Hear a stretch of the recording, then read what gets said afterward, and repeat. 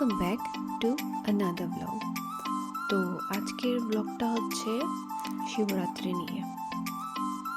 এখানে আমার শিব পূজা দেওয়া একদম কমপ্লিট। আজকের দিনটায় আমাদের শিব বাবাকে যেন আরও বেশি ভালো লাগছে দেখতে। তো পুজো শেষ করে প্রসাদটা রেডি করে নিচ্ছি। তো ঘরে শুধু আমি আর মাই ছিলাম, আর উপরে আরও আমাদের দুজন পিসি আছে, তো ওদের জন্য প্রসাদটা সব বেড়ে চলে এসেছি রান্না করে। মা আর আমি মিলে আজকে তো আমরা উপোস করেছি, তাই রেগুলার যেটা খাই ওটা তো খেতে পারবো না। তো আজকে স্পেশালও না, মানে স্পেশালও বলতে পারো, মা আর আমি রেডি করছিলাম। এটা মা কি একটা ডাল দিয়ে করেছে, খেতে খুব টেস্টি ছিল। আর এটা করতে করতেই সন্ধ্যা হয়ে গিয়েছিল। তারপর আমি অল্প পায়েস করছিলাম।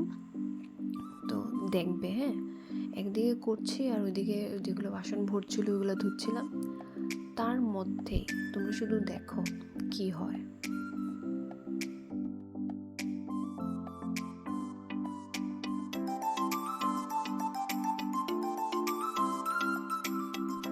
যেহেতু কড়াইয়ে দুধ বসিয়েছিলাম, তো একদিকে বাসন ধুচ্ছি আর একদিকে দেখছি, কিন্তু তারপরও দেখো দুধটা সব পড়ে গেল। তারপর কি সব ভরে গেছে, ওগুলো সব আবার পরিষ্কার করলাম। পরিষ্কার করে আবার নতুন করে আবার শুরু করলাম।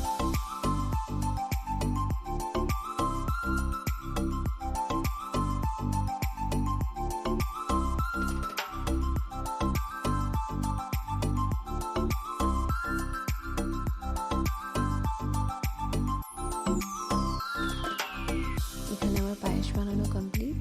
তারপর আমি রুটি করব, তার জন্য আটাটা রেডি করছি।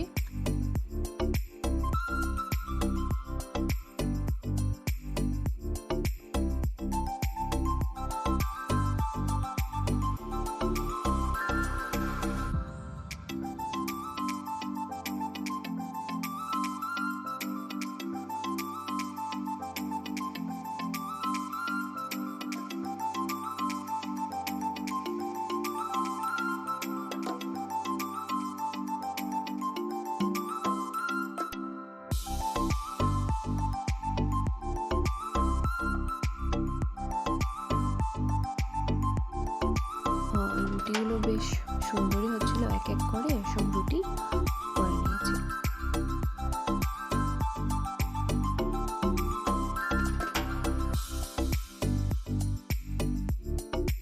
এটা কমপ্লিট করে মাকে নিয়ে চলে গেলাম অল্প শ্মশান কালীবাড়িতে। তো এখানে মা চাটা জ্বালিয়ে দিচ্ছে।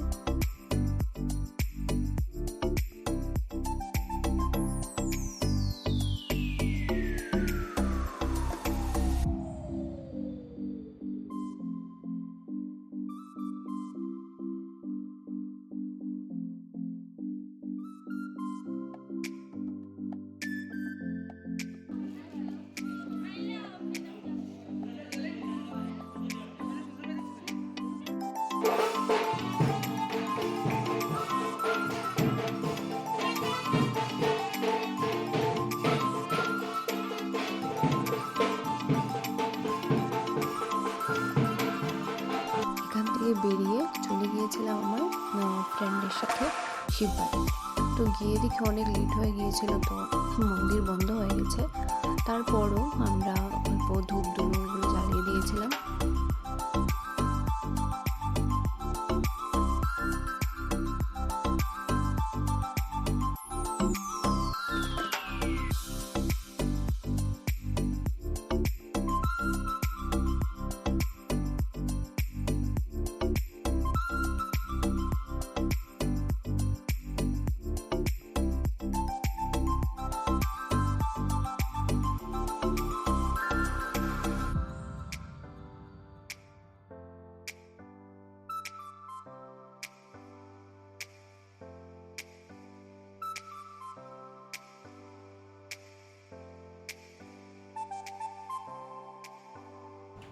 এগুলো জ্বালিয়ে ফটো ওঠা তো ম্যান্ডেটরি, তো ফটোর সাথে অল্প ভিডিও করে ঘরে চলে এসেছিলাম। আজকের জন্য এতটুকুই। আর ভিডিও যদি ভালো লাগে লাইক, শেয়ার, সাবস্ক্রাইব করবে। Thank you.